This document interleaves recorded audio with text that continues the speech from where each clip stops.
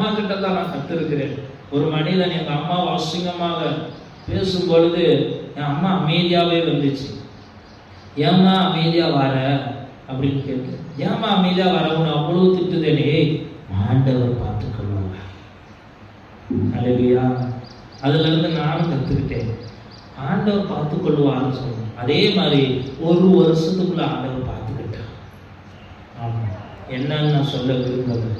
அதே மாதிரி உனக்கு விரோதமாக மனிதர்கள் செயல்படும் பொழுது, உனக்கு விரோதமாக தூஷணமாக பேசும்போது, கல்லெறித்தனமான தேவையில்லாத வார்த்தைகளை சொல்லி உன் மனதை புண்படுத்தும் பொழுது, உன் மனதை காயப்படுத்தும் பொழுது, உன்னை அவமானப்படுத்தும் பொழுது, உன்னை தலை குனிய வைக்கும் பொழுது, உன்னை பரியாசமாய் பேசும் பொழுது, உனக்கு விரோதமாக எழுப்பி வரும் பொழுது, நீ அமைதியாக நிந்தனையின்படியே அதற்கு ஏற்ற நன்மையை எனக்கு என்